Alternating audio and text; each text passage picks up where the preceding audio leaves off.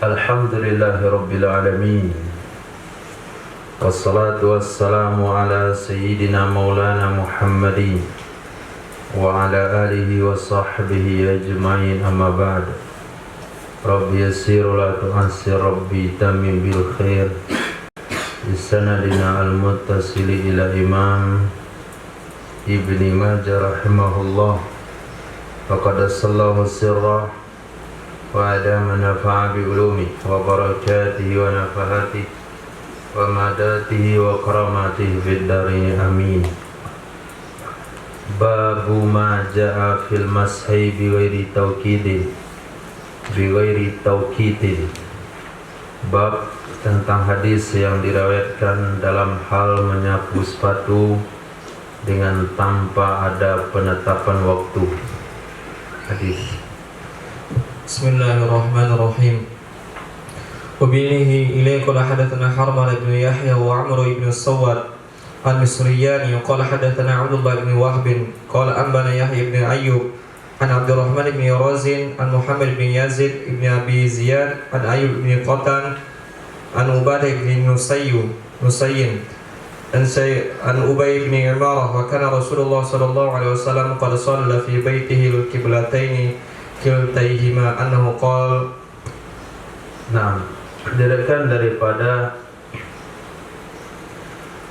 sahabat Nabi Sayyidina Ubay bin Imarah, wa kana, dan adalah Rasulullah sallallahu alaihi wasallam qad shalla fi baitihi, sungguh pernah salat ya Nabi di rumahnya Sayyidina Ubay bin Imarah,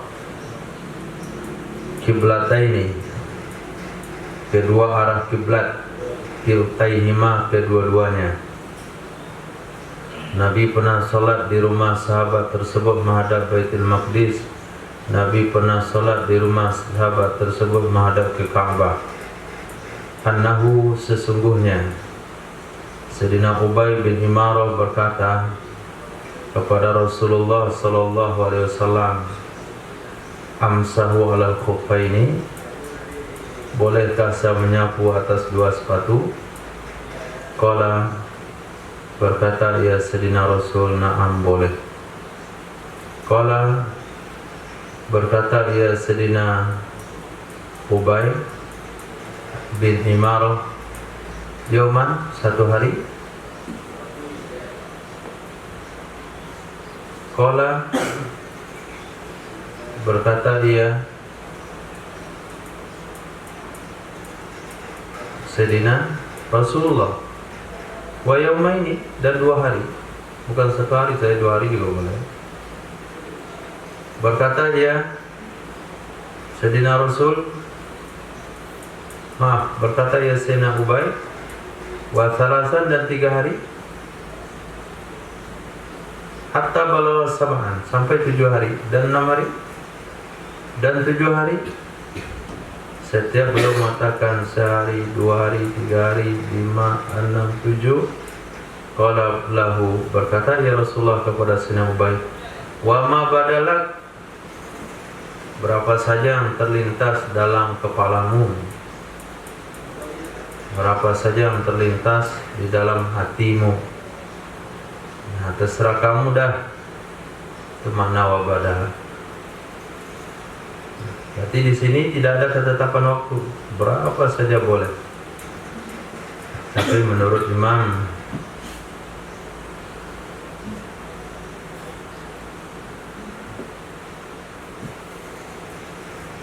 As-Sindi,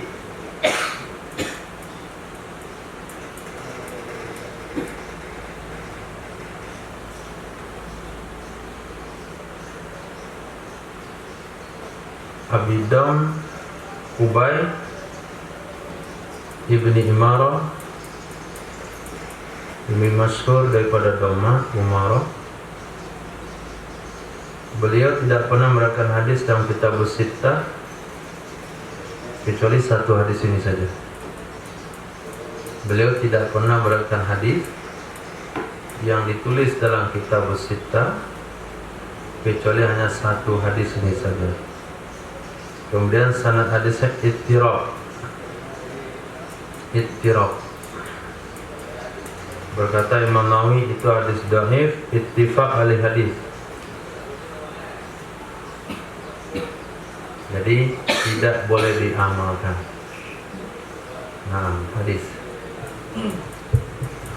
وبه قال حدثنا أحمد بن يوسف السلامي قال حدثنا أبو العاصم قال حدثنا حيوة بن شراح عن يزيد بن أبي حبيب عن الحاكم بن عبد الله البدوي عن علي بن رابح اللخمي عن سيدنا عقبة بن عامر الجهني رضي الله تعالى عنه أنه قدم على سيدنا عمر بن الخطاب رضي الله تعالى عنه من مصر فقال.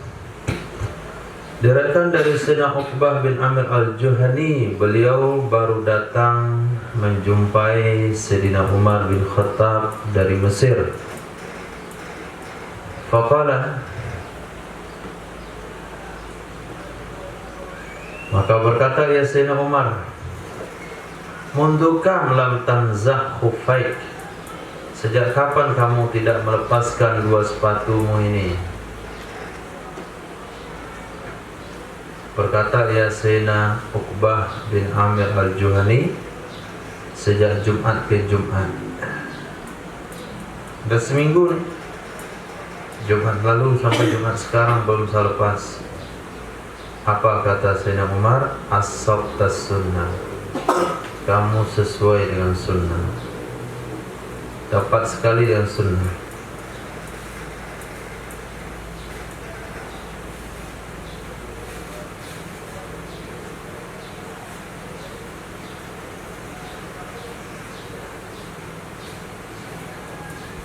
Nah, lalu bagaimana dah hadis ini? Kata ulama, walaupun hadis ini tidak marfu', tapi ketika dikatakan as-sabtas sunnah, perkataan sahabat mengatakan as-sabtas sunnah, kamu sesuai dengan sunnah, maka hadisnya posisinya sama dengan hadis marfu'. Lalu kenapa tidak dipakai oleh ulama? Karena bisa saja maksud dari hadis itu adalah dia tidak mencopot sepatu sejak Jumat ke Jumat, tapi masih menjaga tertib dalam pemakaian. Maksudnya bagaimana? Setelah habis masa 3 hari 3 malam, beliau perbaharui wudhu lagi, lepas sepatu, perbaharui wudhu, pakai lagi. Jadi yang membuka sebentar itu nggak dihitung. Nah, itu maksudnya kesana ditakwilkan oleh ulama. Kenapa? Karena saking banyaknya hadis yang menyatakan musafir menyapu sepatu 3 hari 3 malam, mukim sehari semalam. Kok bisa saja musafir waktunya nggak terbatas? Padahal hadis pertama dhaif, hadis kedua sahih, walaupun mursal, walaupun mauquf tapi pada maqam marfu', namun ulama memberikan takwil yang lain. Maksud beliau tidak mencopot sepatu itu adalah beliau menjaga tertib. Setiap habis masa 3 hari dibuka sepatu, dipasang lagi. Habis 3 hari dibuka, dipasang lagi. As-sabtus sunnah itu bukan tidak copot-copot sepatu dalam artian yang menyapu sepatu tanpa batas waktu, tapi as-sabtus sunnah maknanya adalah selalu menyapu sepatu dalam safar. Itu yang dimaksudkan dengan as-sabtus sunnah. Itu penjelasan ulama dalam memahami hadis tersebut. Babu ma ja'a fil masih 'alal jawrabaini wan na'laini. Bab tentang hadis yang diriwayatkan dalam hal menyapu 2 kaos kaki dan 2 sendal. Nah, hadis. وابن قال حدثنا علي بن محمد قال حدثنا وكيع قال حدثنا سفيان عن ابي قاص الاودي عن الهزيل بن شريحبيل عن سيد المغيرة بن شعبة رضي الله تعالى عنه أن رسول الله صلى الله عليه وسلم تودع ومسح على الجوربين والنعلين. Nah, diriwayatkan daripada Sayyidina Mughirah bin Syu'bah radhiyallahu an, sesungguhnya Rasulullah sallallahu alaihi wasallam tawaddaa, berwudu ya Rasulullah, wa masaha, menyapu ya Rasulullah, alal jawrabaini, atas 2 kaos kaki, wan na'laini, dan 2 sendal. Berarti di sini ada dalil yang menyatakan boleh menyapu 2 kaus kaki. Padahal dalam mazhab kita nggak boleh. Apa komentar ulama tentang hadis ini? Pertama, bentuk kejadiannya adalah Nabi memakai 2 kaus kaki yang dilapisi dengan sendal. Coba dia hurufnya huruf apa? Kenapa huruf atau apa? Wow, mutlak jamak. Masaha alal jawrabaini wan na'lain, menyapu 2 kaus kaki dan Nabi memakai 2 sendal. Bukan Nabi memakai sendal lalu nyapu. Apalagi sendal Rasulullah, lihat bentuknya. Tadi apa nama itu? Replikanya. Nah, cuman tali ke belakang. Apa maksudnya? Begitu. Maka ulama memahami sini adalah Nabi memakai 2 sendal dalam keadaan menyapu dalam keadaan memakai 2 kaus kaki. Berkata Imam Abu Dawud, "Kana Abdurrahman bin Mahdi la yuhaddits bihadzal hadits li'anna al-ma'ruf 'anil wara' an-nabiy sallallahu alaihi wasallam masaha al-khuffaini." Wa qala Hafiz Mughirah hadza da'afa Abdurrahman bin Mahdi wa ghairu min al-a'immah. Imam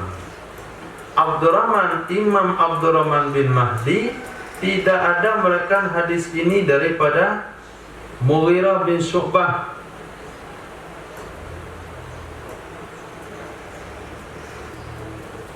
Kenapa? Karena yang maklum adalah Sayyidina Mughirah bin Syu'bah itu meriwayatkan hadis Nabi menyapu 2 sepatu.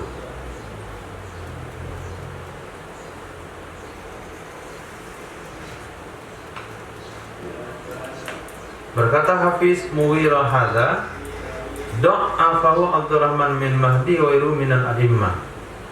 Berarti bukan nama sahabat itu. Karena didhaifkan oleh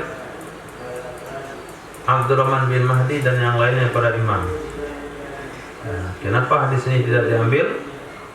Ada kok hadisnya menyapu 2 kaus kaki. Berarti mereka nggak salah. Tapi kamu tahu nggak komentar ulama tentang hadis itu bagaimana? Nah, maka hadis itu dianggap dhaif. Oke, hadis itu dianggap dhaif.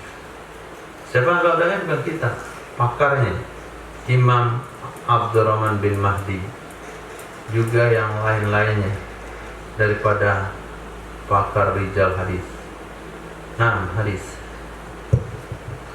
وبه قال حدثنا محمد بن يحيى قال حدثنا معلى بن منصور وبشر بن عدم قال حدثنا عيسى بن يونس عن عيسى بن سنان عن الضحك بن عبد الرحمن بن عرزب عن ابي موسى عن سيدنا ابي موسى الاشعري رضي الله تعالى عنه أن رسول الله صلى الله عليه وسلم توضأ ومسح على الجوربين والنعلين. Nah, diriwayatkan daripada Sayyidina Abi Musa Al-Asy'ari radhiyallahu an, sesungguhnya Rasul sallallahu alaihi wasallam tawaddaa, berwudu ya Rasulullah, wa masaha, menyapu ya Rasulullah, alal jawrabaini wan na'lain, atas 2 kaus kaki dan 2 sendal. Berkata Imam Mu'alla dalam hadisnya, la a'lamuhu, dan saya tidak mengetahuinya kecuali berkata wan na'lain. Betul, jawrabaini wan na'lain, 2 kaus kaki dan 2 sendal. Nah, bagaimana hadis ini lagi? Dijawab kembali oleh ulama. Berkata Imam Abu Dawud, hadisnya tidak muttasil. Jadi ada di antara sanadnya itu terputus. Di mana letak terputusnya? Perawi daripada Imam Dhahak adalah Yahya bin Sinan. Perawi an-Dhahak Yahya bin Sinan. Di sini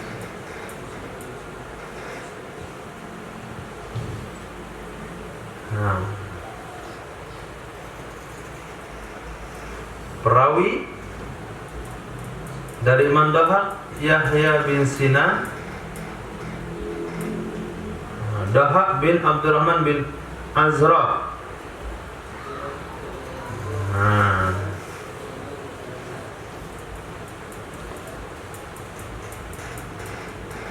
bukan bin Abdurrahman bin Azraq, tapi Dhahab bin salah.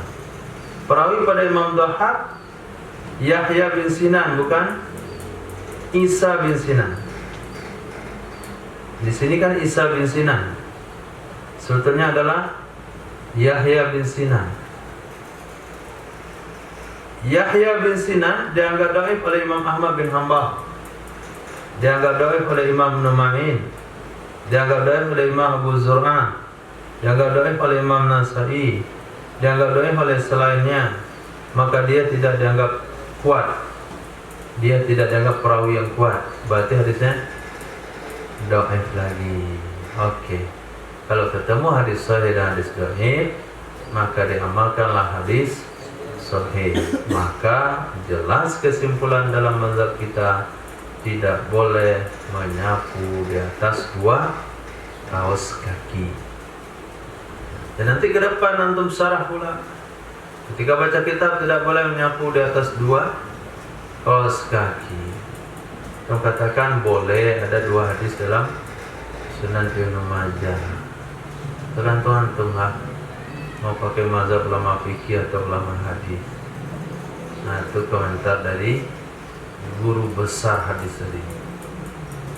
Nah, saking besar dia jadi guru, sehingga dia tidak membaca komentar ulama tentang 2 hadis tersebut. Ternyata 2 hadis dalam Sunan Ibnu Majah tentang menyapu 2 kaos kaki itu dhaif.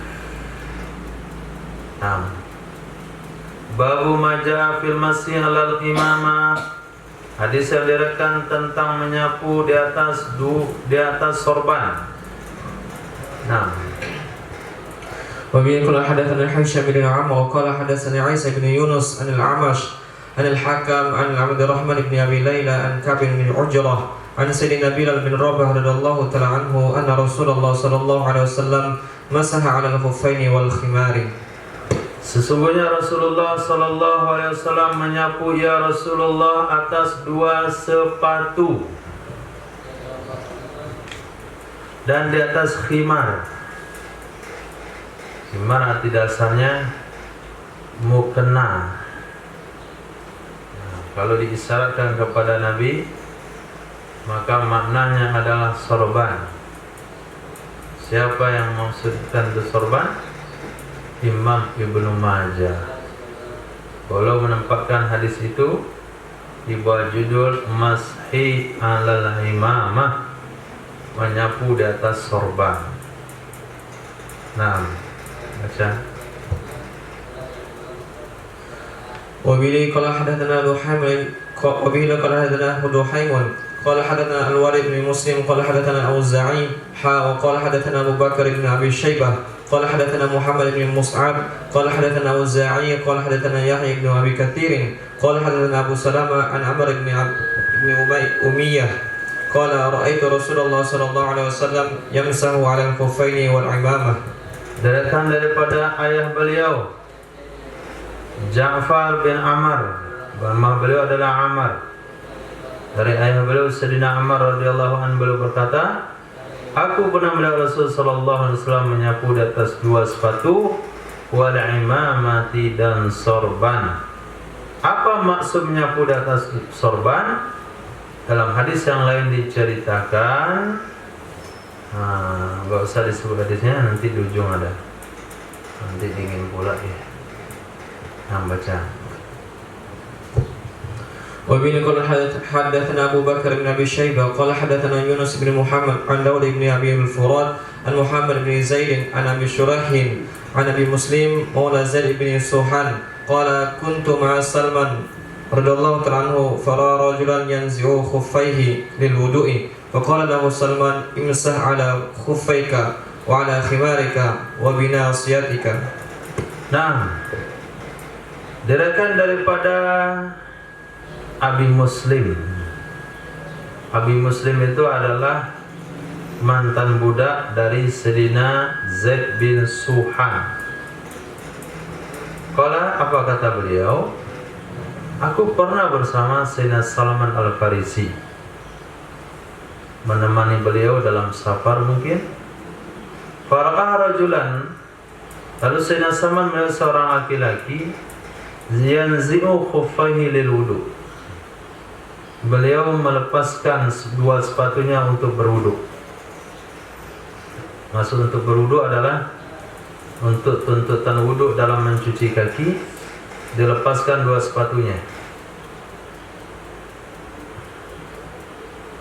Faqala lahu Salman, berkata kepadanya laki-laki tersebut oleh Sayyidina Salman Al-Farisi, imsah ala khuffaika, sapulah di atas dua sepatumu, wa ala khimarika, dan di atas mukanamu. Maksud mukana di situ adalah sorbanmu, wa binasiyatika, dan ubun-ubunmu. Di sini ada tiga kategori: dua sepatu, sorban, dan ubun-ubun. Maka sesungguhnya aku pernah melihat Rasul sallallahu alaihi wasallam menyapu atas dua sepatu dan sorban. Nah, lebih lengkapnya pada hadis nomor 4. Wa bihi qala hadatsana Abu Tahir Ahmad bin Amr bin Sarhin qala hadatsana Abdullah bin Wahb qala hadatsana Muawiyah bin Salih an Abdul Aziz bin Muslim an Abi Ma'qil an Sayyidina Anas bin Malik radhiyallahu ta'ala anhu qala ra'aitu Rasulullah sallallahu alaihi wasallam tawaddu'a wa 'alaihi imamatun qitriyah. Nah, daripada sahabat Nabi Sayyidina Anas bin Malik radhiyallahu anhu, beliau berkata, aku pernah melihat Rasul sallallahu alaihi wasallam tawaddu'a, berwudu ya Rasulullah, wa 'alaihi, dan di atasnya Rasul sallallahu alaihi wasallam ada sorban qitriyah. Qitriyah itu nama daerah di Bahrain. Sorban Madain Bahrain. Banyak pakaian yang dipakai itu impor. Ada jubah Nabi, jubah Syam. Sorban Nabi Bahrain. Sama kita banyak yang impor. Rata-rata China. Pada khala yadahu, lalu memasukkan ia Nabi akan tangannya dari bawah sorban. Nah, itu mana menyapu tadi, menyapu ubun-ubun. Nah, di sini pamasaha muqaddama ra'si, menyapu ia Nabi bagian depan kepalanya. Maksudnya adalah ubun-ubun. Masukkan dari sini. Sapu ubun-ubun. Walam yang kudil imamah, tidak melepaskan ia Nabi akan sorban. Sorban tidak dilepaskan. Kalau dilepas susah lagi buatnya. Itu pun susah buatnya. Masih bisa dia buat kalau dia buat. Jadi kalau kawan yang buatin, akhirnya nggak bisa buat sorban lagi. Maka sorban nggak bisa dilepas. Diangkat sedikit, masukkan jari sini. Sapu ubun-ubun. Sisanya adalah menyapu di atas sorban. Nah, ini yang mananya masuk alal imamah, menyapu atas sorban sebagai ganti menyapu kepala dalam wudu, dengan syarat menyapu bagian atau sebahagian dari kepala. Maka bahasa kitab fikihnya adalah disunahkan bagi seseorang yang tidak ingin melepas sorbannya untuk menyapu sebagian kepalanya dan menyempurnakan sapuan di atas sorbannya. Ini hadisnya tuh mas. Nah, 5 hadisnya, 4 hadisnya. Kitab fikih hari tadi, bagi seseorang yang tidak ingin melepaskan sorbannya, maka disunahkan baginya untuk menyapu bagian kepala yang mana saja dia mau, tapi yang paling baik adalah bagian ubun-ubun, dan menyempurnakan sapuan di atas sorbannya. Itu intisari hadis. Lalu mereka katakan tidak boleh ikut mazhab, harus ikut hadis. Kagak tahu dia kita ikut mazhab itu sedang ikut, nggak tahu dia. Kasih tahu dah.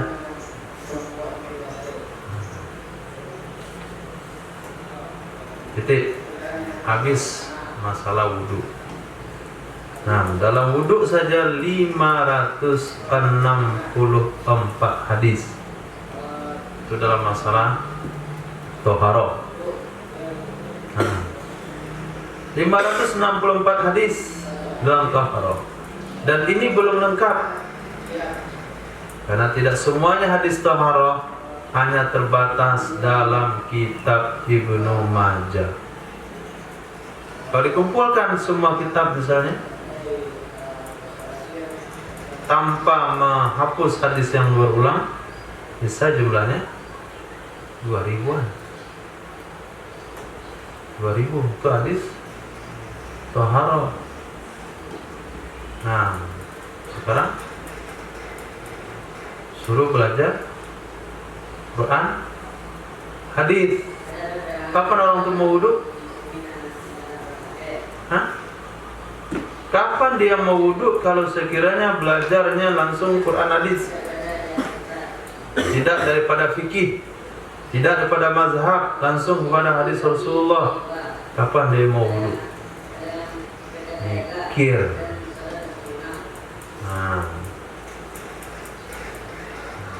Dan itu belum habis bab taharah itu.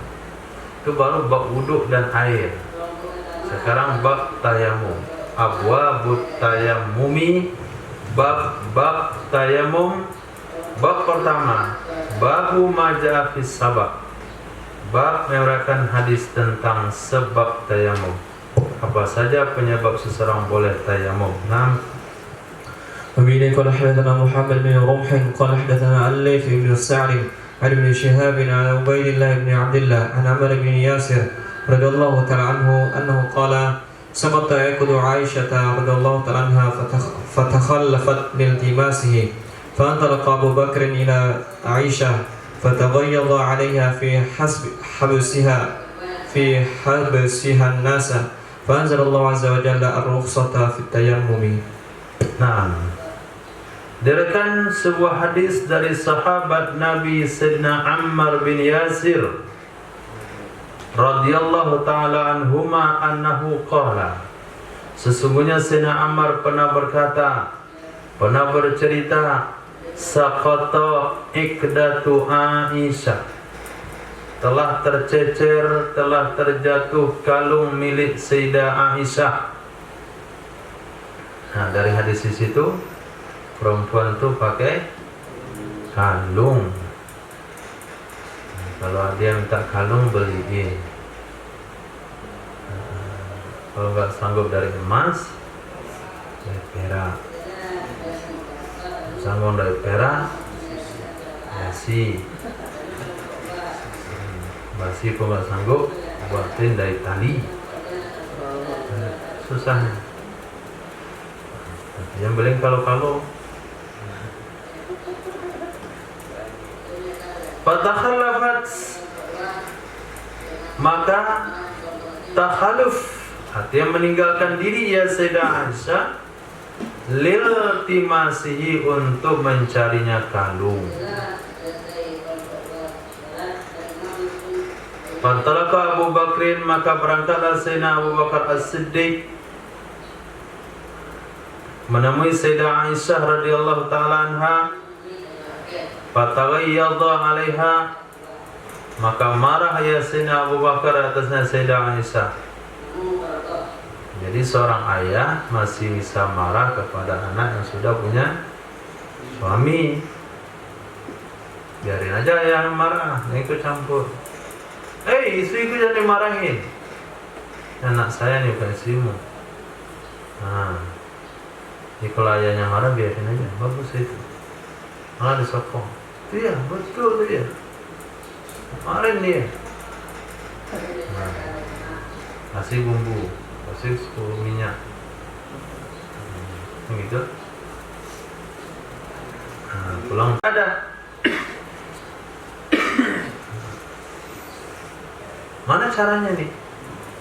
Maka Allah turunkan rukhsah fit tayammum, keringanan hukum untuk tayamum.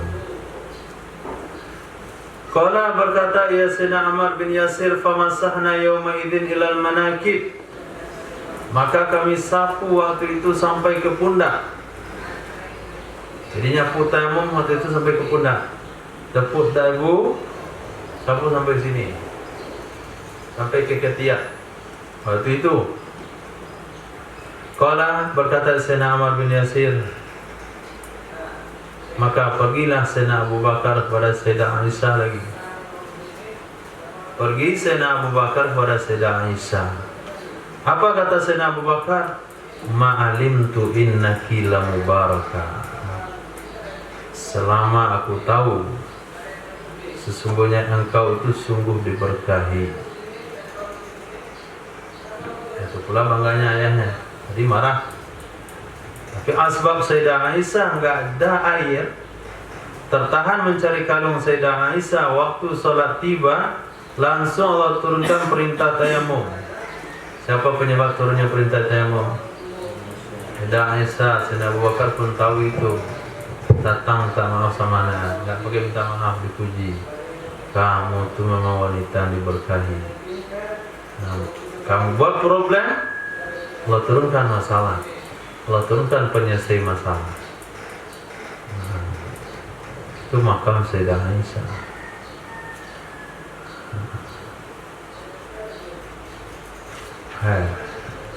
Tapi Sayyidina Abu Bakar puji langsung anaknya, bukan puji sama orang lain. Orang lain lagi.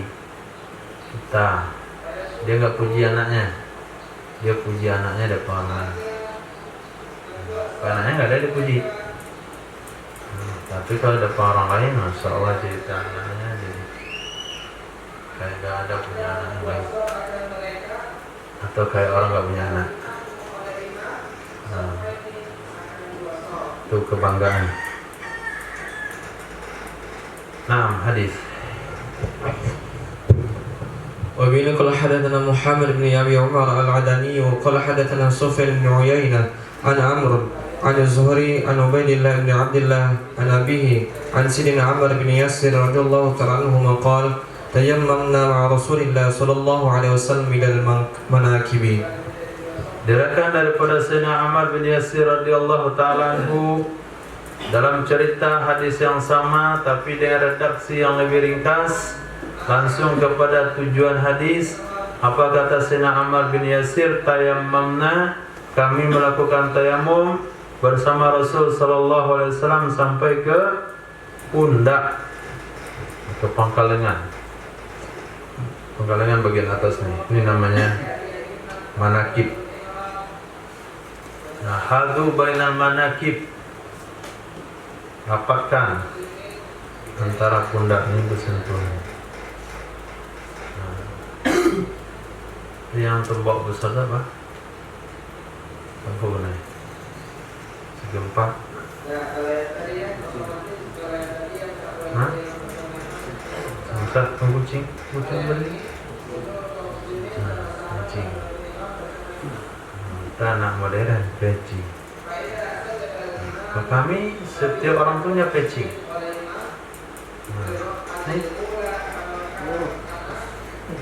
Ini. Ada pakai pecing-pecing. Cari yang seimbang. Rasulullah dan Ismail main pecing-pecingan. Ini saya dulu. Ini lagi. Hitam lagi. Selesai. Selesai. Orang yang nunjuk pas, orang dipecingin pas. Keras ini. Tuh, sehari dah keras. Tambah keras. Besok dipanah mantul kan. Ada yang pecing. Peci ya, pecing lah.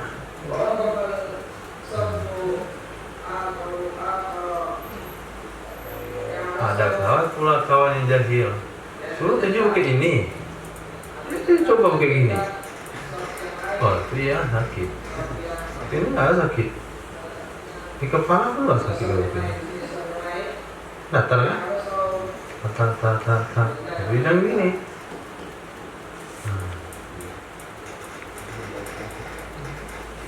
Di kepala nggak sakit. Cuma di tangan kita sakit. Jangan kepala kita. Kepala kawan. Kita kan nggak sakit. Jangan sakit. Nah, ini namanya manakibi wal akdam. Hadu bainal pecing wal akdam. Rapikan, rapatkan antara pecing dan tumit-tumit kalian.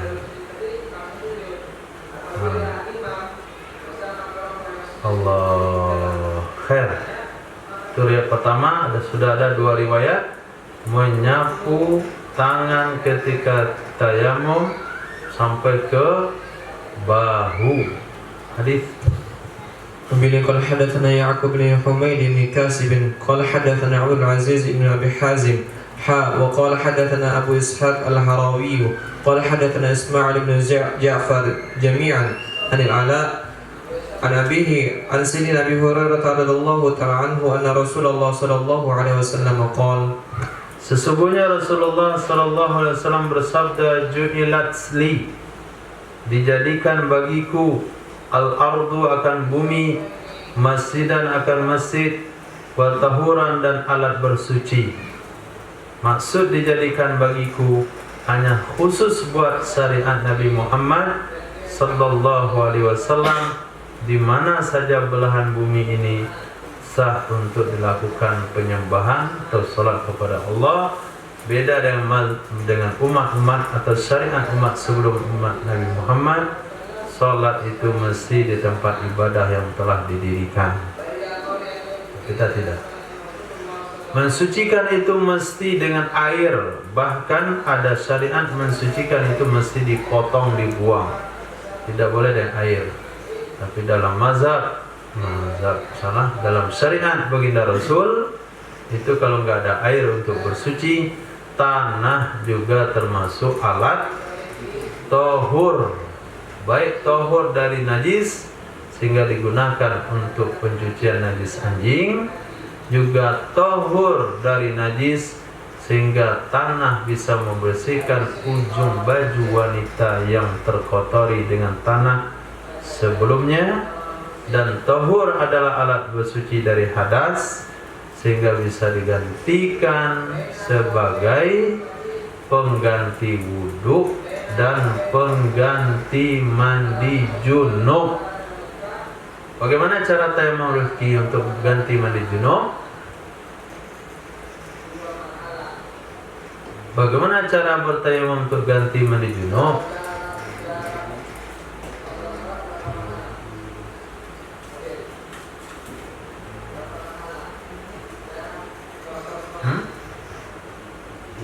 Dia junub, dia mau sholat, air nggak ada untuk mandi, maka dalam syariat kita boleh ganti dengan tayamum. Mana cara tayamum?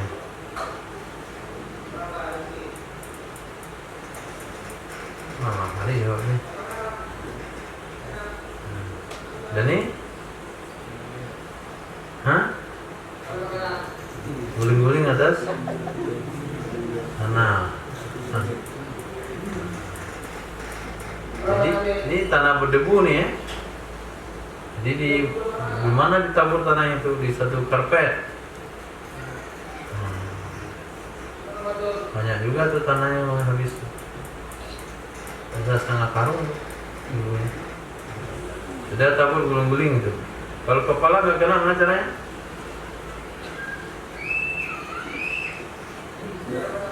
Gosok-gosok kepala itu. Baru sholat deh. Kumur-kumur.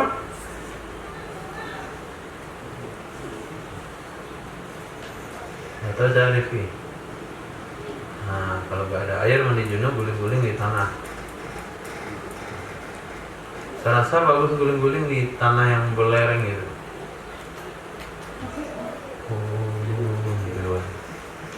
Pas meninggal di bawah langsung disolatkan. Kenapa? Ada tayamum banyak kali dia di atas.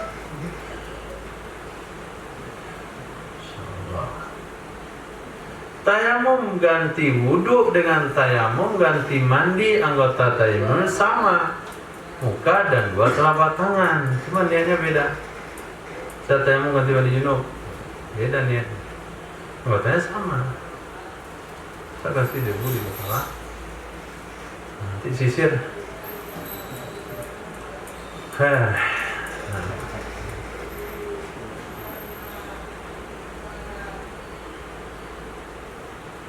Terbukti pewaris sahabat. Sahabat juga dulu dua orang sahabat yang berjunub di medan perang. Sayyidina Umar karena beliau junub, nggak ada air, nggak mandi, nggak sholat. Sahabat yang satunya dia tahu tayamum bisa ganti wudhu, maka beliau berijtihad tayamum juga bisa ganti mandi. Nggak tahu wudhu muka dan tangan biasanya, maka didebukan muka dan tangan. Kalau nggak tahu mandi suhu tubuh, akhirnya sahabat itu mandi debu seperti ayam mandi debu. Sampaikan di hadapan Rasulullah. Rasulullah ajarkan, Nabi tidak salahkan A dan B, tapi Nabi ajarkan yang benar. Karena awal pertama kali cara mengamalkan syariat belum ada pemberitahuan sebelumnya. Yang ini sudah ada hadisnya kita baca, masih dibilang berguling-guling. Nah, beda makomnya. Nah, hadis. وبه قال حدثنا أبو بكر بن أبي شيبة قال حدثنا أبو أسامة عن هشام بن عروة عن أبيه عن سيدة عائشة رضي الله تعالى عنها أنها استعارت من أسماء كلادة فهلكت فأرسل النبي صلى الله عليه وسلم أناسا في طلبها فأدركتهم الصلاة فصلوا بغير وضوء فلما أتوا النبي صلى الله عليه وسلم شكوا ذلك إليه فنزلت آية التيمم. Diriwayatkan dari Sayyidatina Aisyah radhiyallahu taala anha sesungguhnya Sayyidah Aisyah ista'arat meminjam ia Sayyidah Aisyah min Asma'a dari uninya Sayyidatina Asma akila datang akan kalung. Nih punya kalung nih. Kemana pula kamu nih? Ikut sama Nabi keluar mau pakai kalung. Jadi bisa saja pinjam kalung kawan untuk keperluan. Pahalakat jatuh ya kalung. Masya Allah, sudah barang pinjaman jatuh, hilang lagi. Itu mungkin kesal. Barang pinjaman jatuh, hilang, ganti. Banyak orang tidak sanggup beli barang, akhirnya meminjam, lalu membeli, enggak jadi dipakai. Kasihan orang. Itu rumus kehidupan. Nah, belilah barang, janganlah pinjam aja, tetangga. Pinjam hilang, ganti, beli juga kan? Beli juga, tapi nggak jadi dipakai, ganti punya orang. Nah, mendingan beli kalau bakalan beli juga. Nah, itu rumahnya. Kecuali barang mahal kali ya, karena baknya. Pinjam jarum jahit sama kawan. Nah, hilang, beli, ganti. Mendingan beli sendiri simpan. Nah, sama aja jadi. Kecuali mobil, nah saya nggak mau pinjam mobil ya, beli aja. Kapan beli? Ntar punya uang, nggak bisa itu. Atau prinsipnya adalah jaga barang pinjaman lebih daripada barang pribadi. Nah, itu prinsip orang-orang kita di kampung. Jangan diganggu, barang basolang mah. Jadi kalau barang kita boleh, nggak boleh juga sebetulnya, tapi khawatirannya nggak betul lebih. Arsalan Nabiyu, maka mengutus oleh Nabi SAW unasan, beberapa orang, fitalabiha, dalam mencarinya kalung. Capek dicari, nggak jumpa. Lepas itu tiba waktu salat, lalu salat dengan tayamum. Pas mau berangkat, dipacu kendaraannya, kereta Sayyidah Aisyah berjalan, pasti bawa tukang.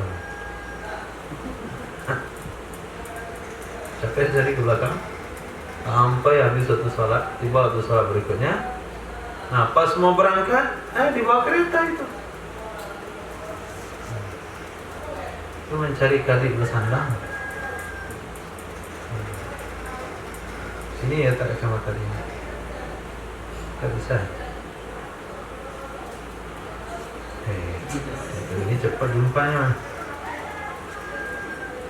Mana kacamata saya? Kacamata saya mana? Hah? Nampak kacamata saya? Oh, ini. Sama itu. Dia hanya barang sama dia, tapi dia cari. Itulah kelemahan manusia sih. Nyari barang sedang dia pegang. Itu mencari kadi bersandang.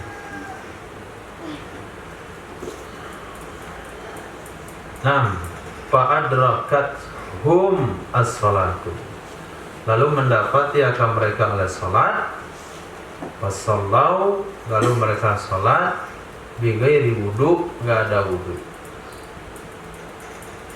Falamma atawa nabiyya, maka tatkala mereka menemui Nabi sallallahu alaihi wasallam, syakau dzalika ilaih, mengadukan oleh mereka kepada Nabi. Mengadukan oleh mereka akan demikian kepada Nabi. Ternyata yang sholat tanpa wudu itu adalah beberapa sahabat yang ditugaskan mencari tadi. Maka turunlah ayat tayamum.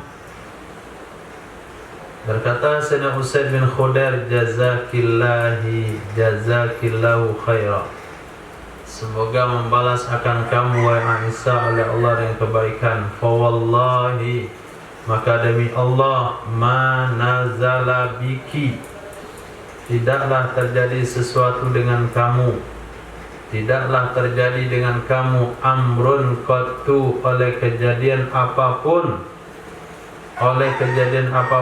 melainkan menjadikan oleh Allah bagi kamu darinya kejadian akan jalan keluar, dan menjadikan oleh Allah bagi kaum muslimin dalam perkara tersebut keberkahan. Jadi bukan untuk kamu saja, tapi untuk orang Islam ada keberkahan dalam kejadian itu. Itulah hakikat orang bertakwa. Sayyidah Aisyah dituduh berzina dan Sayyidina Sofwan.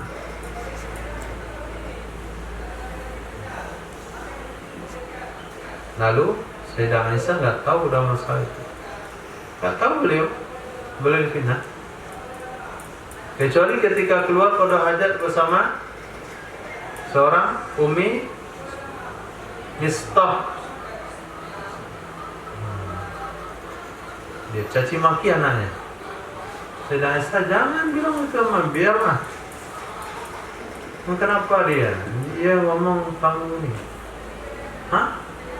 Baru tahu. Baru tahu. Demam Sayyidah Aisyah, jadinya balik sini bisa makan. Datang pula Nabi lagi. Wahai Aisyah, kalau benar kamu bersalah, taubatlah kepada Allah. Tadinya menangis, berhenti nangis, naik dari matanya ke atas tadinya. Kenapa? Saking kagetnya. Nabi kok begitu juga ngomongnya? Seharusnya Nabi kok begitu ngomongnya. Demam jadi. Pulanglah ke rumah ayahnya. Nah, turun ayat pembebasan Sayyidah Aisyah dari tuduhan tersebut. Turun di mana? Di rumah Sayyidina Abu Bakar As-Siddiq. Lalu Nabi tersenyum, lalu Nabi baca ayat itu. Lalu kata Sayyidah Aisyah, kata Sayyidina Abu Bakar, terima kasihlah sama Nabi. Katanya enggak, terima kasih sama Allah. Nah, kenapa Nabi ikut pula? Oh, bukan ikut pula percaya, tapi ikut terganggu konsentrasi Rasulullah itu. Nah, terjadi satu perkara yang Sayyidah Aisyah turun ayat menyaksikan. Ada keberkahan bagi kaum muslimin. Tahu orang mana yang membuat berita bohong, tahu orang munafik di balik itu semuanya. Nah, di sini dia lagi buat masalah, kalung hilang. Nah, turun lagi ayat menyaksikannya. Berkah lagi bagi kaum muslimin. Itu namanya mubarakah. Itu perkataan Sayyidina Abu Bakar tadi pada istrinya, ma'alimtu innaki la mubarakah. Dia namanya berkah. Bagi orang nggak berguna, bagi dia berguna. Itu namanya mubarakah. Bisa mengolah sesuatu yang nggak berguna jadi berguna. Siapa yang penuh dengan keberkahan? Perusahaan daur ulang. Itu punya keberkahan. Coba lihat orang-orang yang tidak punya pekerjaan, bisa punya pekerjaan, hanya modal karung dan besi.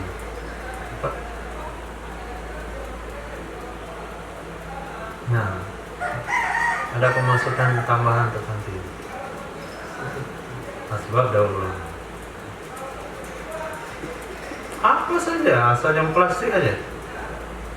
Nah, botol, kaleng, kardus, bungkus, plastik nggak bisa. Kalau ada plastik itu daur ulangnya lebih bagus. Berapa ada nih plastik itu? Hah? Saya daur ulang nggak? Coba dikirim, masa nggak? Pasti bisa. Bagus ya, 7 hari 7 malam apa yang terjadi? Nah, kaca itu bisa didaur ulang, kaca. Cairkan lagi, dan dicetak lagi. Nggak tahu kan? Tahu nggak di mana asal-usul kaca? Apa bahan baku kaca? Hah? Pasir.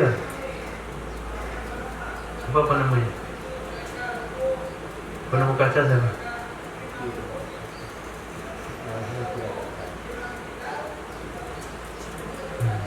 Delox. Nama samaran. Nah, babu majah fit tayammumi darbatan wahidah. Bab hadis yang dikatakan tentang tayamum itu satu kali pukulan saja. Nah, itu darbatan wahidah, sekali pukulan. Baca. وبه قال حدثنا محمد بن بشار قال حدثنا محمد بن جعفر قال حدثنا شعبة عن الحكم عن ذر عن سعيد بن عبد الرحمن بن أبزاء عن أبيه أن رجلا أتى سيدنا عمر بن الخطاب رضي الله تعالى عنه فقال إني أجنبت فلم أجد الماء فقال عمر لا تصلي. Nah, sesungguhnya seorang laki-laki datang menemui Sayyidina Umar bin Khattab di dalam perang Nabi di Madinah waktu itu. Bukan. Ini kejadian setelah Nabi meninggal dunia. Seorang laki-laki datang menemui Sayyidina Umar bin Khattab radhiyallahu an, lalu berkata laki-laki tersebut, "Ini ajnabtu, sesungguhnya aku berjunub." Itu sakinah yang ada pada sahabat. Di medan perang masih bisa junub. Tenang sakinah. Mereka dalam keadaan kaya raya, jangan junub, tidur aja nggak bisa. Kaya, rumah bagus, jangan junub, tidur aja nggak bisa. Sahabat di medan perang tidur di mana, tidurnya nggak tahu di mana itu, nggak tidur di hotel, junub. Falam ajidil ma'a, saya nggak jumpa air. Bagaimana wahai Amirul Mukminin caranya nih? Kata Sayyidina Umar, la tusalli, jangan sholat. Nah, nanti ketemu air mandi dulu sholat. Itu fatwa Sayyidina Umar. Faqala Ammar bin Yasir, berkata Sayyidina Ammar bin Yasir, amma tadhkur ya Amirul Mukminin, apakah engkau ingat wahai Amirul Mukminin, iz anna wa anta fi sariyati. Nah, ternyata Sayyidina Umar itu dan Sayyidina Ammar bin Yasir, ketika saya dan kamu dalam sebuah sariyah. Apa itu sariyah? Pasukan yang tidak ada Rasulullah di situ. Kalau nggak ada Rasulullah kan nggak bisa bertanya. Nah, fajnabna, maka kita akan berjunub waktu itu. Kamu junub, saya junub. Nah, ternyata bukan di zaman Sayyidina Umar, perang di zaman Nabi pun mereka junub. Artinya perang di zaman Nabi itu lebih susah, ya kan? Lebih susah. Junub, falam najidil ma'a, lalu kita nggak dapat air. Fa'amma anta falam tusalli, adapun kamu nggak sholat. Nah, seperti fatwa kamu tadi, la tusalli, jangan sholat. Ternyata perkara yang sudah pernah terulang dalam diri kita bisa saja lupa. Apalagi sesuatu yang belum pernah terjadi. Ini sudah kejadian masih lupa. Itu sebabnya kita rekam kajian.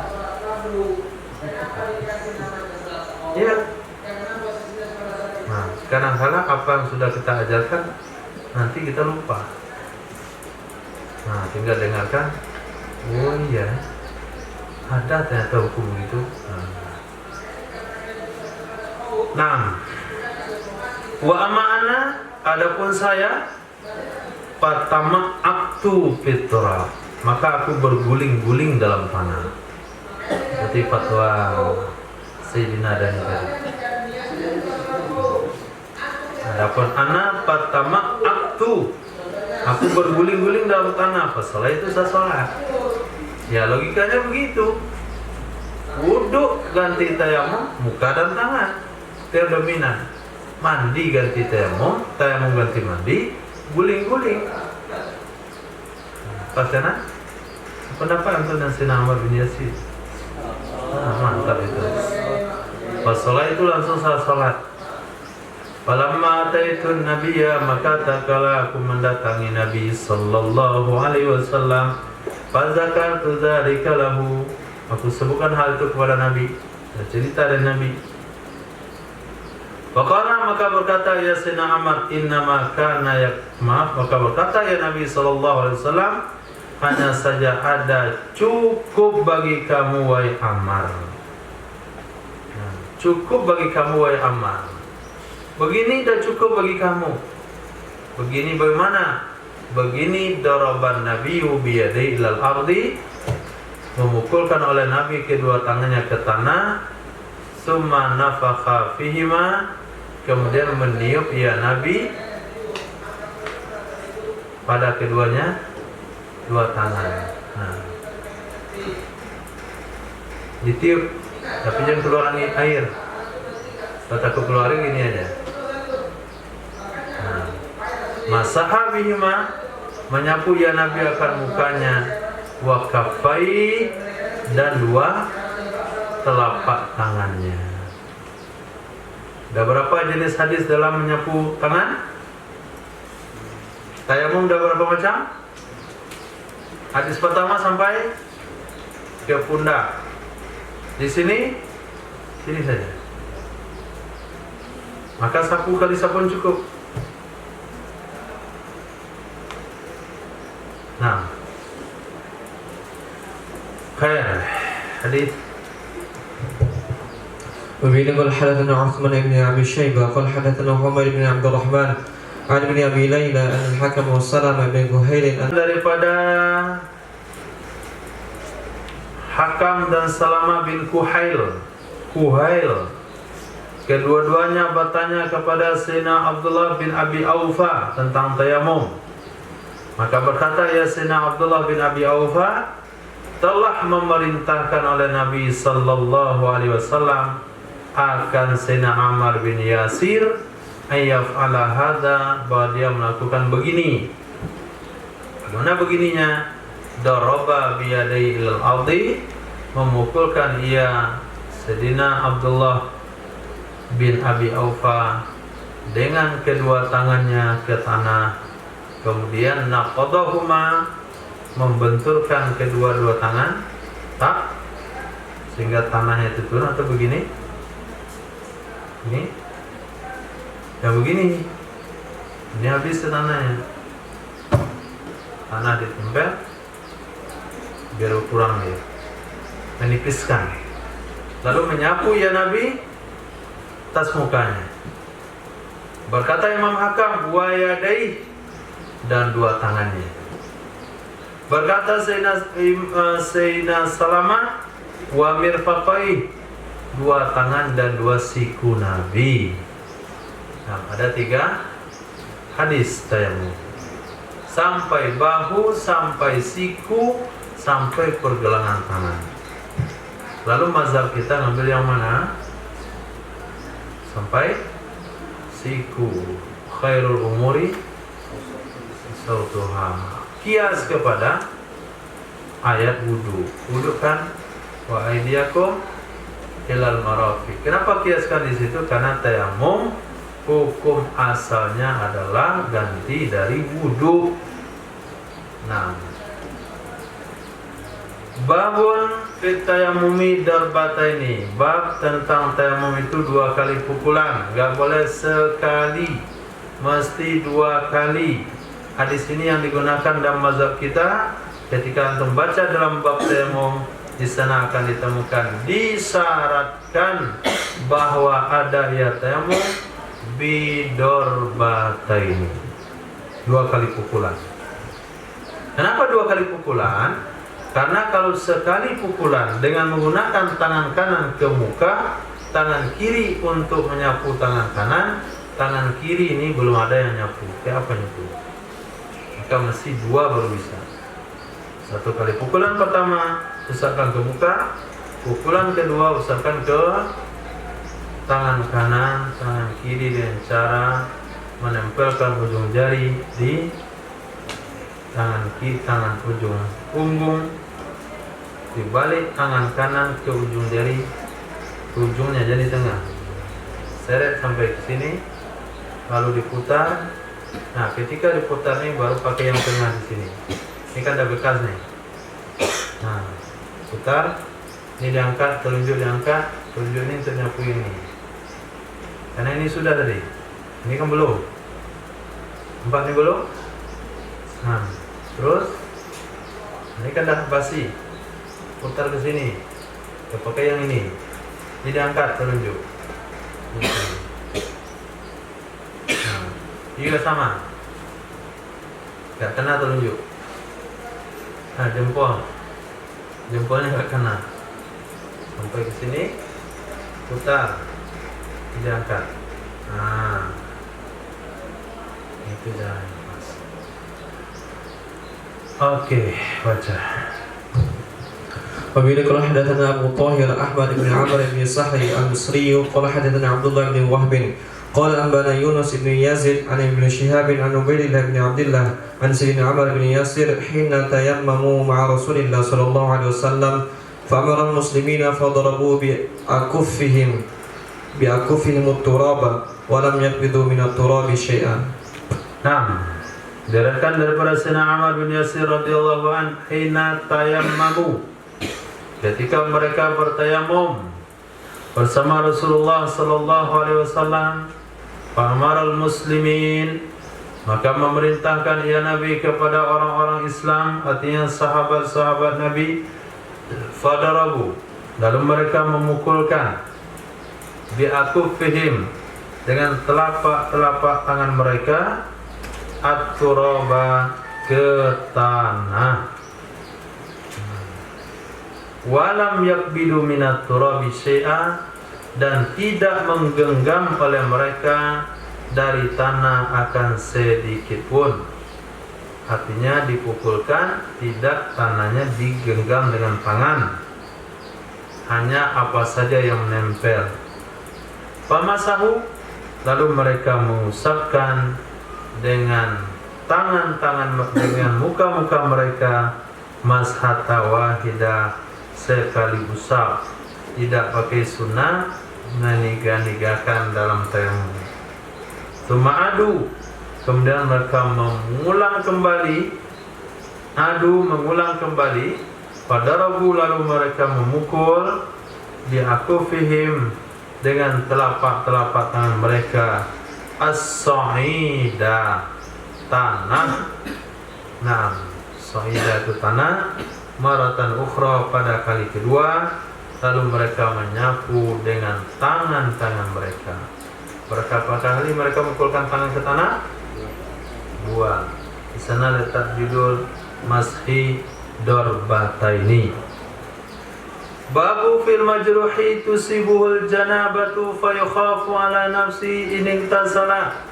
Bab tentang orang luka, majruh. Orang luka, sudah luka, tusibuhul janabah, menimpa akannya oleh janabah. Nah, itu kan keren lagi.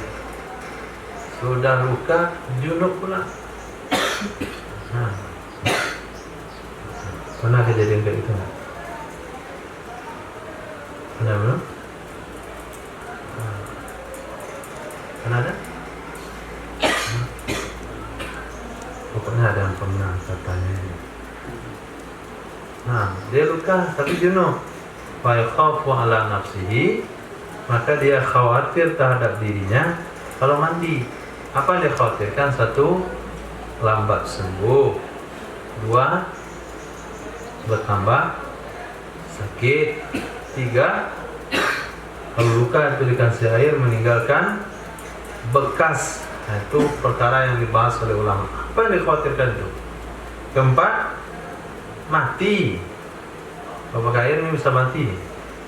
Tabrakan misalnya, kepalanya retak. Nah, dari jahit 150 jahitan.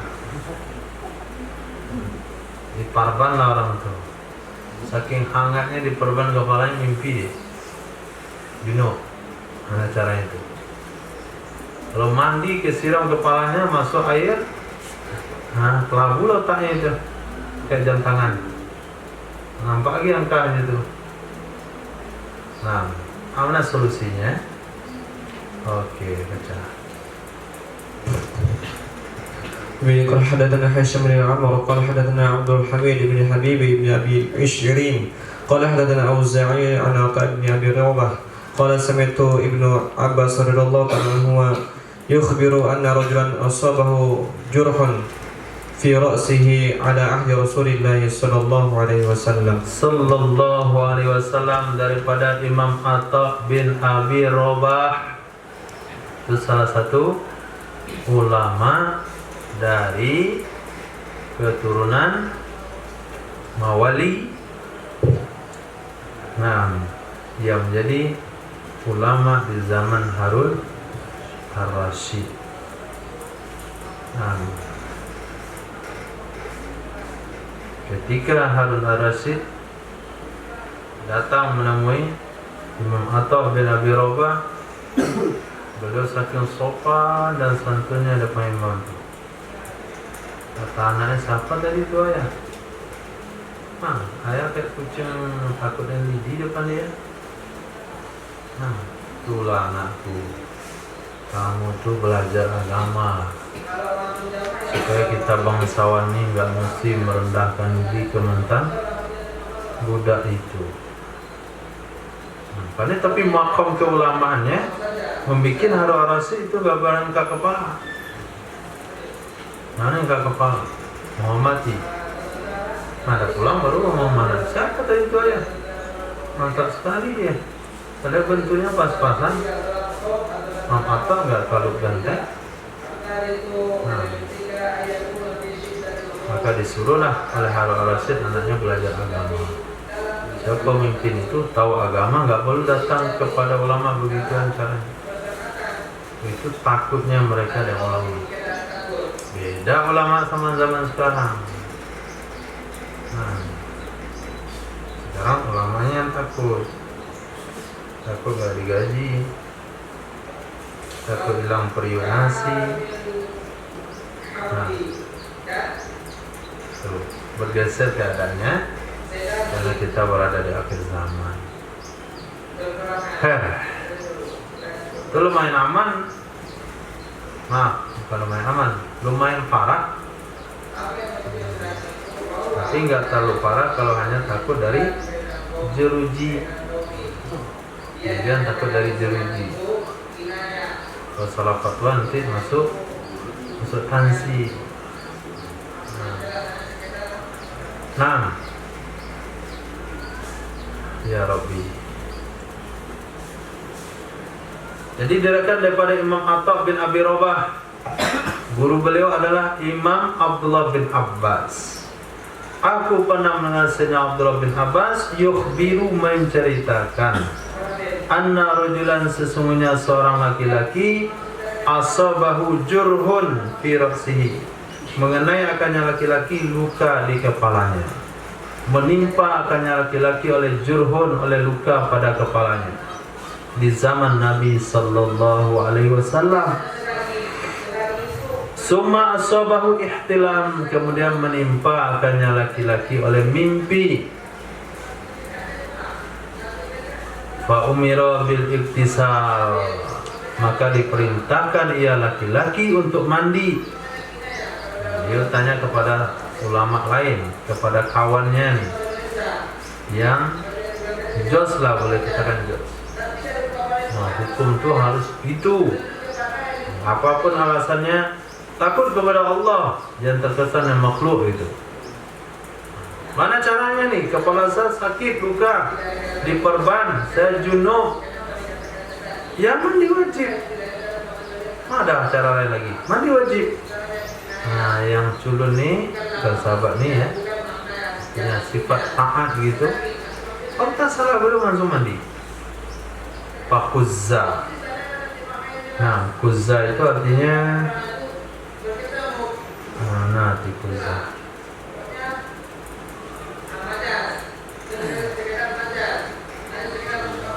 Apa itu?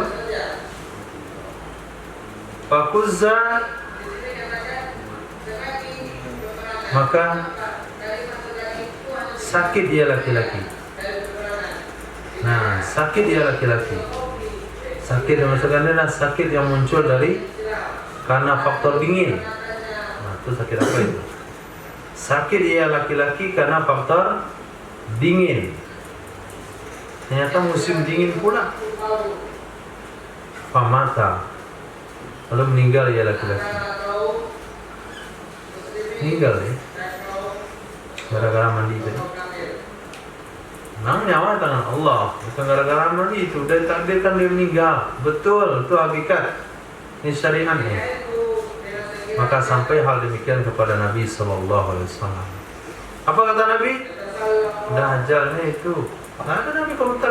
Nabi memandang syariatnya. Qataluhu, mereka telah membunuh laki-laki itu. Siapa membunuh? Fatwa tadi yang membunuh. Hati yang fatwa. Qatalahumullah, semoga membunuh akan mereka oleh Allah. Awalam yakun sifa'al ayyi as-su'al, bukankah obat ketidaktahuan itu bertanya? Nabi mengatakan, bukankah obat nggak tahu itu bertanya? Betul nggak?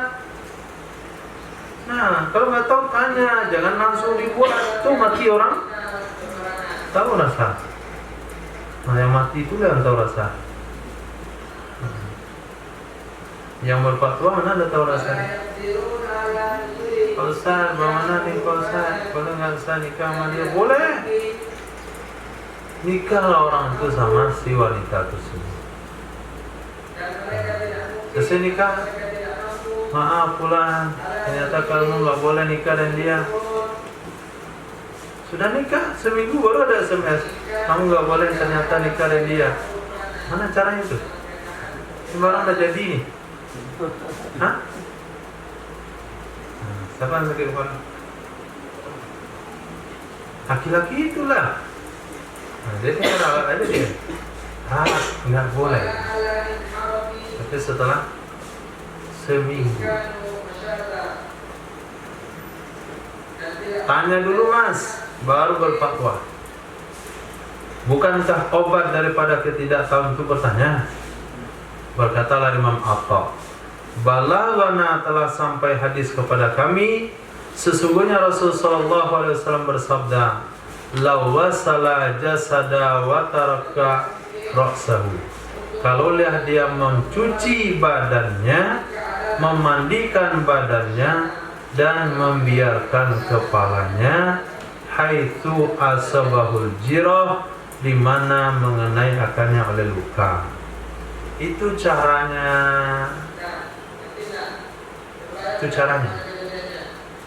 Maka dalam kitab fikih dijelaskan yang bahasa yang lebih mudah, seseorang yang tidak boleh memakai air karena luka pada bagian tertentu, maka wajib bagi dia mencuci anggota yang sehat itu dan mengganti dengan tayamum bagi anggota yang luka tersebut. Apa? Buat tayamum dulu. Saya kepalanya tadi diperban. Saya tayamum ganti cuci kepala dalam mandi janabah. Nah, karena niatnya harus begitu. Ketika mengangkat ada sada niat istimrar sampai tangan menyentuh muka. Maka niatnya harus serentak. Aku menyapu. Aku tayamum ganti cuci kepala dalam mandi janabah. Saya. Aku tayamum ganti kepala. Salah. Aku tayamum ganti kepala. Aku tayamum ganti wudhu, cuci muka. Nggak sampai. Ulang lagi. Cara tayamum. Nah, kalau lama-lama dia baca tayamum, ada orang gini. Ada aja tuh. Karena di mana-mana setan tuh nggak pernah tidur. Nah, begitu caranya. Tapi dalam hadis ini tidak disebutkan lengkap. Dalam hadis ini hanya cuci muka, cuci anggota yang sehat, biarkan kepalanya. Cuci anggota yang sehat, biarkan kepalanya di mana yang terkena luka. Di mana yang terkena luka, di sana ulama katakan bagaimana? Dalam memasang perban, dalam memasang tengkala, dalam memasang git, itu tidak boleh menutupi anggota yang sehat kecuali sekedarnya saja. Oke. Babu majah fil wasli minal janabati. Bab tentang mandi dari junub. Nah. وبه قال حدثنا أبو بكر بن أبي شيبة وعلي بن محمد قال حدثنا وكيع بن العمش عن سالم بن أبي جعد عن كريب بن مولى بن عباس قال حدثنا سيد ابن عباس رضي الله تعالى عنهما عن خالته سيدة ميمونة رضي الله تعالى عنها قالت. Diriwayatkan dari Sayyidatina Maimunah radhiyallahu ta'ala anha, istri baginda Rasul sallallahu alaihi wasallam. Apa kata Sayyidatina Maimunah? Wada'tu, aku sediakan bagi Nabi sallallahu alaihi wasallam wuslan, akan air mandi. Disediakan air mandi untuk Rasul. Faghtasala minal janabati, maka mandilah Nabi dari janabah. Bagaimana cara mandi janabah? Fa'afal ina'a, maka menuangkan ia Nabi akan wadah tersebut bisimalihi, dengan menggunakan tangan kirinya Nabi. Kemana dituangkan? Ke tangan kanannya Nabi. Itu caranya. Tuangkan air dengan tangan kiri ke tangan kanan. Untuk apa air tersebut? Fawassala kaffaihi talatan, maka mencuci ya Nabi akan dua telapak tangannya 3 kali. Selesai bersihkan dua telapak tangan, summa afadha ala farjihi, kemudian menuangkan ya Nabi atas faradnya Nabi. Tuangkan air ke farad. Maknanya setelah mencuci kedua tangan, karena kita bangun tidur, kita nggak tahu tangan kita kotor atau tidak, kita bersihkan dulu tangan sebagai alat yang akan kita gunakan dalam mandi nantinya. Sebelum mandi, Nabi mencuci faradnya dulu. Nah, cuci farad itu diawali dengan apa biasanya? Awali dengan buang air kecil. Jadi sebelum mandi janabah, buang air kecil dulu. Apa urusannya mandi janabah dengan buang air kecil? Karena kalau seseorang mandi janabah lebih awal, lalu buang air kecil, ketika buang air kecil terbawa sisa mani yang ada di saluran kencingnya, maka dia wajib mandi lagi, karena dia keluar mani lagi. Keluar gimana? Kan kencing yang keluar, bukan keluar mani daripada sumbernya, tapi keluar mani daripada salurannya. Itu mau juga mandi. Maka buang air kecil. Selesai buang air kecil, kan terbawa itu kotoran dia, buang bersihin semua. Lagi buang air kecil lama sekali dia, 20 menit. Nah, bersih ke saluran. Ada mani lagi sisa? Kira-kira? Enggak lah. Jadi siram pakai air hangat salurannya. Lepas itu baru istinja, bersihkan. Itu yang dilakukan oleh Rasulullah. Jadi dari bahasa Nabi menuangkan air ke faradnya, itu ada bahasa di sana, buang air kecil, kama menuangkan air ke farad, itu bagian daripada istinja. Selepas itu, dalaka yadahu bil ardi, menggosok-gosokkan ya Nabi akan tangannya dan tanah. Cuci tangan selesai istinja. Nah, sumanat mada, kemudian kumur-kumur ya Nabi. Wastansaqo, dan istinsaq ya Nabi. Wa wasala wajhahu salasan, mencuci ya Nabi mukanya 3 kali. Wa zira'aihi, dan 2 lengannya 3 kali. Kemudian menuangkan ya Nabi akan air di seluruh badannya Nabi. Nabi seolah-olah yang dilakukan awal itu apa? Apa Nabi lakukan? Berwudu. Tapi wudu hanya sampai batasan mencuci 2 lengan. Nah, ketika menuangkan air ke seluruh badan, tentu diawali di kepala. Tuangkan air di kepala. Niat, saya mandi junub. Otomatis cucian tadi telah melengkapi hadas besar. Nah, dan hadas kecilnya. Tadi Nabi kan wudu belum selesai. Maka ketika menuangkan air ke kepala dan niat mandi janabah, otomatis di sana pencucian wudu ikut. Kenapa? Karena wudu hadas kecil bisa numpang ke mandi hadas besar. Nah, selesai Nabi siram kepala, Nabi siram yang kanan, Nabi siram yang kaki. Otomatis tadi ketika menyiram kanan dan kaki, kepala sudah tercuci, telinga sudah dicuci. Summa tanaha, kemudian berpindah tempat ya Nabi, lalu mencuci ya Nabi 2 kakinya. Kenapa pindah tempat? Karena tempat pertama sudah basah dengan air mandi. Lalu Nabi cuci kakinya sebagai penyempurna wudu. Nah,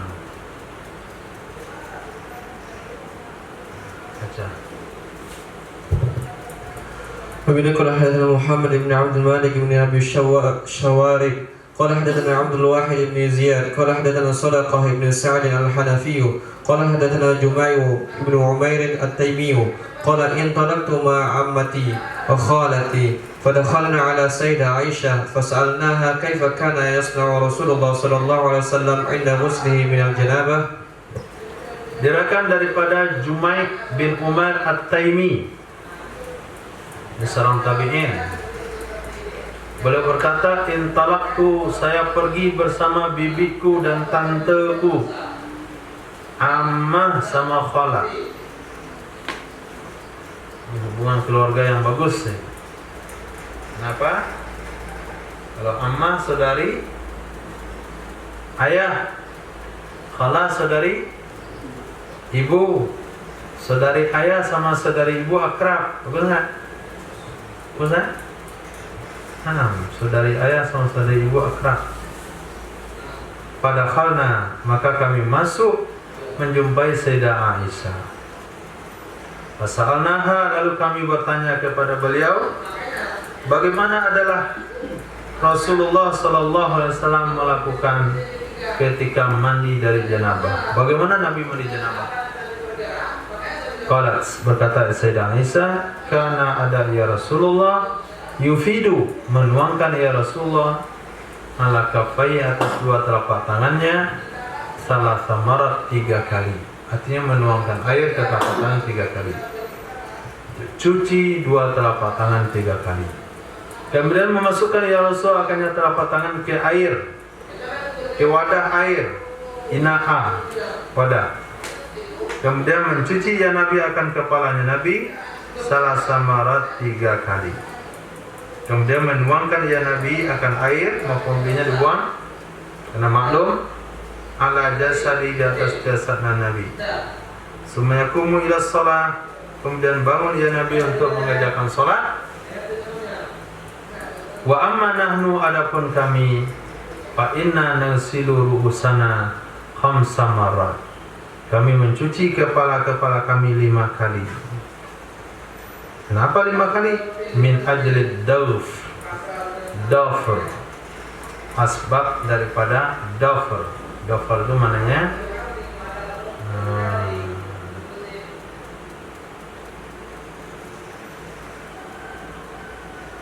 rambut yang dijalin.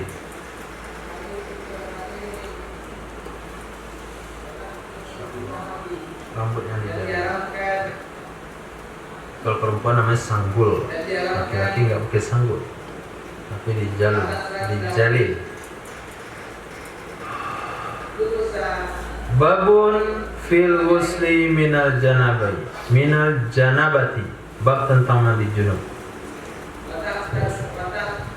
وبه قال حدثنا أبو بكر بن أبي شيبة قال حدثنا أبو الأحواص عن أبي إسحاق عن سليمان بن الصراد عن جبير بن مطعم قال تماروا في الغسل من الجنابة عند رسول الله صلى الله عليه وسلم فقال رسول الله صلى الله عليه وسلم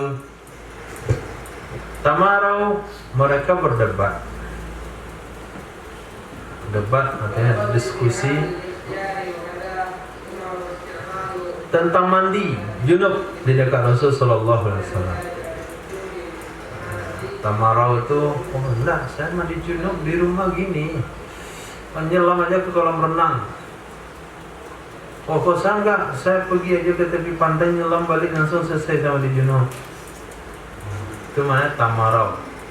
Oh kok saya enggak, giring air dulu, keluarkan dari sumur, baru kami mandi junub. Itu mana tamarau. Maka berkata Rasul sallallahu alaihi wasallam, adapun saya, kalau saya tuangkan air di kepala saya 3 kali, akuf, ini kufah, akuf, telapak tangan nih, tuangkan air di kepala 3 telapak tangan. Artinya cuci kepala lebih awal. Nah, hadis. وبه قال حدثنا أبو بكر بن أبي شيبة وعلي بن محمد قال حدثنا وكيع وقال حدثنا أبو كريب قال حدثنا ابن ثلاثا فقال رجل إن شعري كثير فقال رسول الله صلى الله عليه وسلم كان أكثر شعرا منك وأطيبا. Naam. Allah. Diriwayatkan daripada Sayyidatina Aisyah. Awali dulu daripada Sayyidina Jumaih bin Umar At-Taimi. Sudah tadi?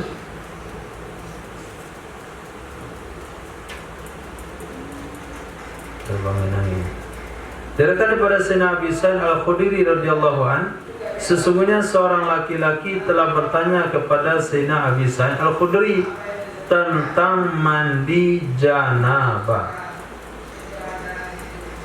Faqala, maka berkata ya Sayyidina Abi Sa'id, 3 kali. 3 kali siram selesai. Di janabah itu. Siramkan di kepala 3 kali, sekali, 2 kali, 3 kali. Badan kanan sekali, kiri sekali, kanan sekali, kiri sekali, kanan sekali, kiri sekali. 3 kali selesai.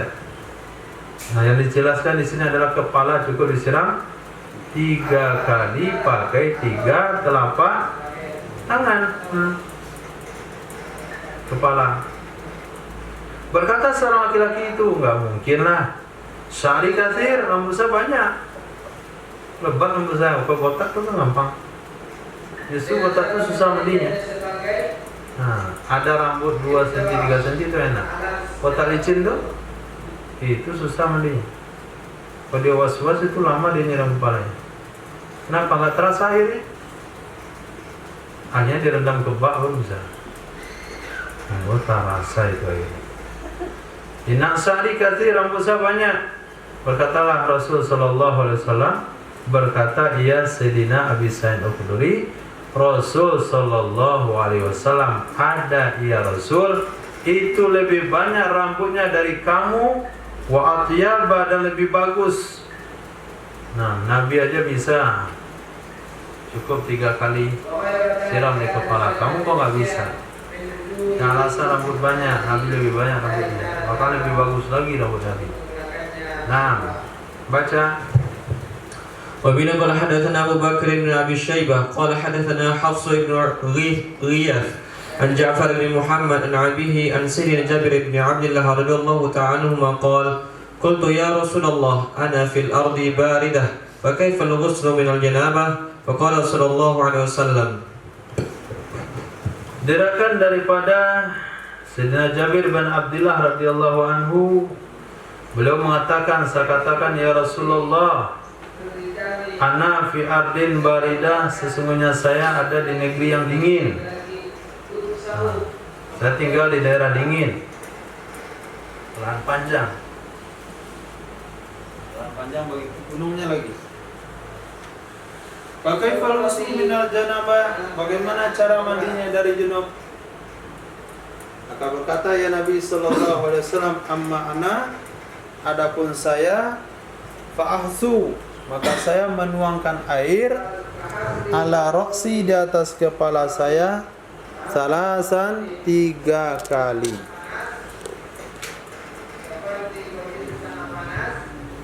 Nah, sambung. وبه قال حدثنا أبو بكر بن أبي شيبة قال حدثنا أبو خالد الأحمر عن ابن عجلان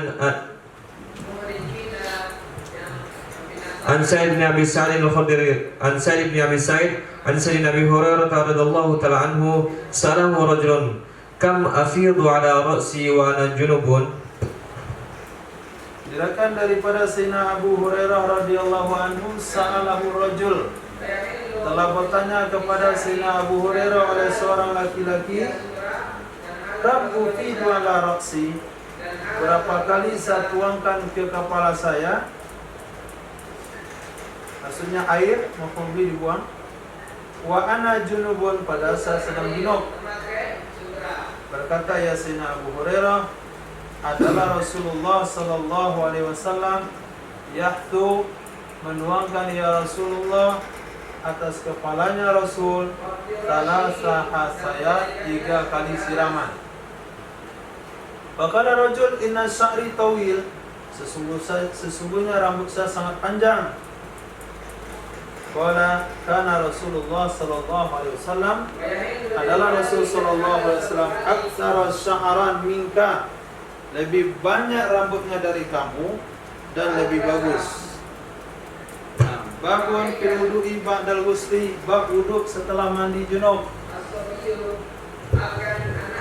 وبين قال حدثنا أبو بكر بن أبي شيبة وعبد الله بن عامر بن زرارة وإسماعيل بن موسى السدي قالوا حدثنا شريك عن أبي إسحاق عن الأسود عن سيدة عائشة رضي الله تعالى عنها قالت كان رسول الله صلى الله عليه وسلم لا يتوضأ بعد الغسل من الجنابة.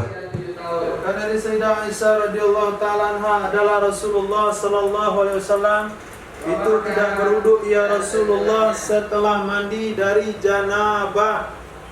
Nah, ini hadis jangan dipahami secara tekstual, tapi pahami secara penjelasan ulama. Apa penjelasan ulama tentang hadis ini? Ketika seseorang mandi janabah dan tidak melakukan selama mandi perkara-perkara yang membatalkan wudu, maka selesai mandi tidak perlu berwudu, karena mandi mengangkat hadas junub, apatah lagi hadas kecil. Hadas junub saja diangkat, apalagi hadas kecil. Lalu di mana kita lihat mandi Rasul sallallahu alaihi wasallam tidak, selama mandi Nabi tidak melakukan perkara membatalkan wudu. Dari proses mandi yang telah diceritakan di hadis pertama, Nabi pertama sekali adalah beristinja.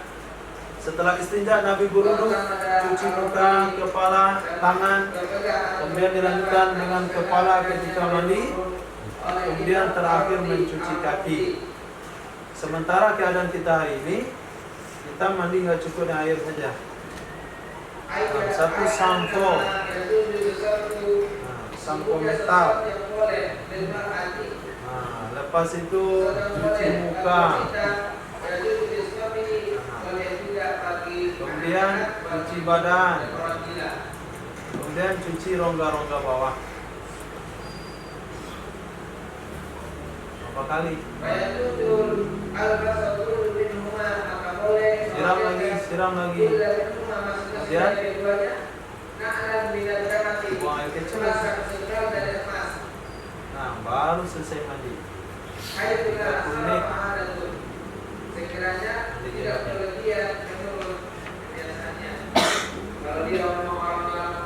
Di lain babnya itu. Oh, ternyata selesai mandi junub nggak perlu wudhu. Iya, tapi ada syarat dan ketentuannya. Bukan asal selesai mandi junub nggak ada wudhu. Syaratnya tidak melakukan perkara membatalkan wudhu dalam proses mandi. Nah, itu penting. Babun fil junubi yastadfi'u bimra'ati qabla an taltasila. Bab tentang laki-laki berjunub yang menghangatkan badan ia dengan istrinya sebelum dia mandi. Hadis. وبين قال حدثنا أبو بكر بن أبي شيبة قال حدثنا شريك عن حريث عن الشعبي عن مسروق عن سيدة عائشة رضي الله تعالى عنها قالت كان رسول الله صلى الله عليه وسلم يغتسل من الجنابة ثم يستدفئ بي قبل أن أغتسل. Nah, siapa yang menghangatkan badan? Hah? Suami. Kapan? Kapan? Kapan? Sebelum mandi. Qabla itu kepada istrinya. Bab tentang laki-laki junub yang menghangatkan badan dengan istrinya sebelum istrinya mandi. Bukan sebelum dia mandi. Sebelum dia mandi apa yang dihangatkan? Diriwayatkan dari Sayyidah Aisyah radhiyallahu taala anha, berkatalah Sayyidah Aisyah, adalah Rasul sallallahu alaihi wasallam yaghtasilu mandi ya Rasulullah minal janabati, dari junub. Selesai mandi junub Nabi dingin karena musim dingin. Kemudian menghangatkan badan ya Nabi dengan aku sebelum aku mandi.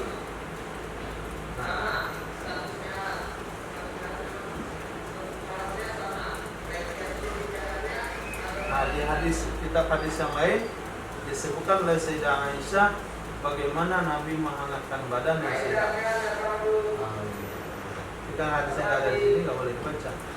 Takut nambah-nambah. Babun fil junubi yanamu bihayatihi la yamassu ma'an. Bab tentang laki-laki junub yang ia tidur dengan kondisinya junub, tidak menyentuh ia akan air. Ini hadis yang memberikan keringanan kepada seorang laki-laki selesai dia berjunub dengan istrinya atau dia berjunub dalam keadaan mimpi. Kalau dia tidak kepengen mandi, tidak juga berwudu, mau tidur langsung saja, juga ada keringanan hukumnya. Sebabnya apa? Sebabnya mandi. Nah, kalau nggak sanggup mandi, wudu. Nggak bisa juga wudu.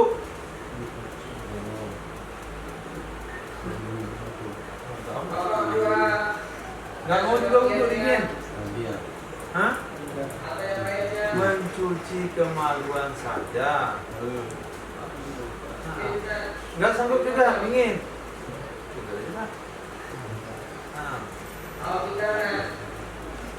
Hadis.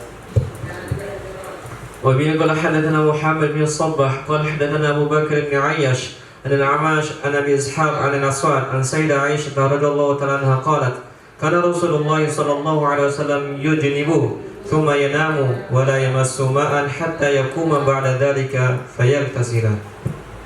Adalah Rasul sallallahu alaihi wasallam berjunub ya Rasulullah, kemudian tidur ya Rasulullah, dan tidak menyentuh ya Rasul akan air, sehingga berdiri maksudnya bangun ya Nabi. Setelah demikian tidur, fayagtasila lalu mandi ya Nabi. Ini rukhsahnya, ini keringanannya, bukan anjurannya. Ini hadis rukhsah, bukan hadis anjuran. وبه قال حدثنا أبو بكر بن أبي شيبة قال حدثنا أبو الأحواص عن أبي إسحاق عن الأسود عن سيدة عائشة رضي الله تعالى عنها قالت إن رسول الله صلى الله عليه وسلم إن كانت له إلى أهله حاجة قضاها ثم ينام كهيئته لا يمس ماء.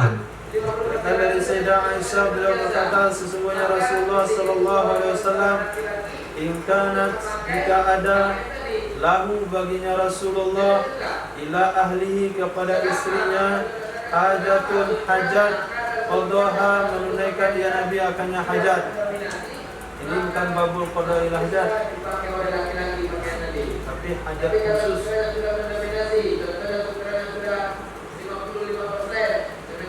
Kemudian tidur ya Nabi seperti keadaannya Nabi, tidak mandi.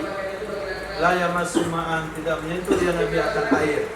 Ini hadis diriwayatkan oleh Sayyidah Aisyah di tempat yang lain dengan riwayat yang panjang. Kejadiannya adalah ba'da qiyamul lail. Nah, kata Sayyidah Aisyah, ketika Nabi bangun tahajud untuk sholat malam, lalu Nabi sholat malam, selesai sholat malam, lalu Nabi akan tidur kembali untuk beberapa saat. Jika ada bagi Nabi hajat, Nabi akan tunaikan hajatnya istrinya. Kalau tidak ada, Nabi langsung tidur. Sebelum waktu subuh masuk kejadiannya nih, kan tahajud di ujung hari. Dan tahajud di ujung hari lalu tidur lagi. Ini tahajud di tengah malam. Nabi sholat tahajud, kemudian waktu tinggal 1 jam lagi, Nabi pulang ke rumah, Nabi tahajudnya di rumah, Nabi pulang ke kamar, lalu Nabi qada hajat.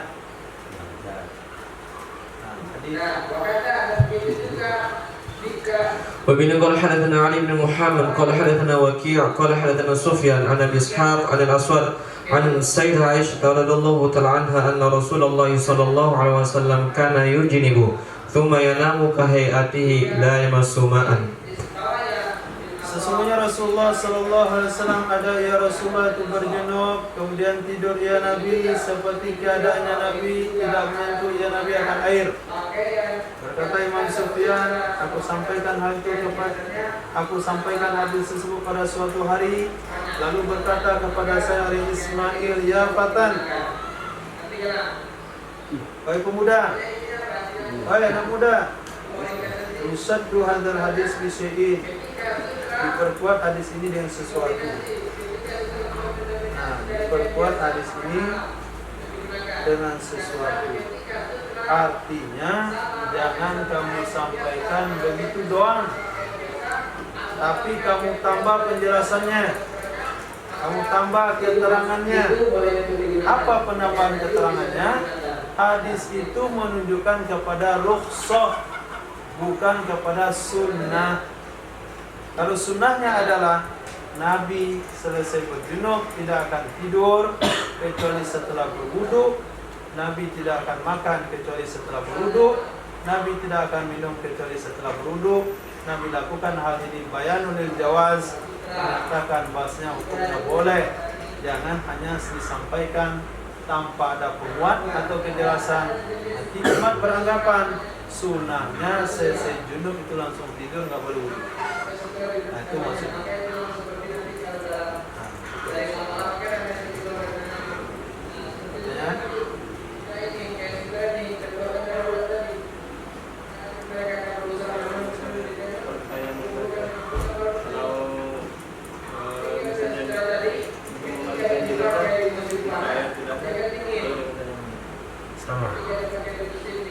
Mandi jenazah kalau nggak ada air juga ditayamum. Pokoknya semua yang wajib dimandikan, wajib diwudukan, maka ada yang tayamum. Maka jenazah tayamumnya 2 kali. Satu tayamum wudu, satu tayamum ganti mandi. Maka jenazah anak-anak bayi, laki-laki yang belum khitan, ketika dimandikan wajib sebelumnya ditayamumin.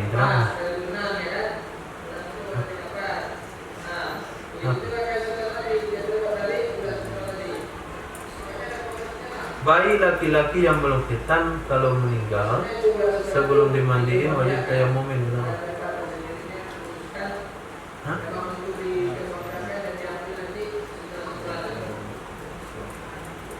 Karena sudah berbentuk manusia. Bapak-bapak yang meninggal dunia sebelum mandi ditemani enggak? Nah, karena bapak itu enggak ditemani juga, karena tidak berbentuk manusia. Gawat itu, bikin tua orang berbau gitu. Karena dia belum khitan, air tidak bisa masuk ke ujung bagian dalam zakarnya. Kalau orang hidup bisa ditekan tombolnya. Katiri kan bisa. Nah, udah mati? Nggak bisa lagi. Nah, ulama fikih katakan bayi laki-laki yang belum khitan si aklaf yang sebelum mandi ditayamumin dulu sebagai ganti mencuci anggota yang tidak terkena air. Lalu baru mandi. Sama halnya dengan orang sakit tadi. Ya, tayamum untuk kepalanya, cuci anggota yang sehat. Allah khair. Insyaallah. Subhanallah wa bihamdihi. Astaghfirullah wa atubu ilaih.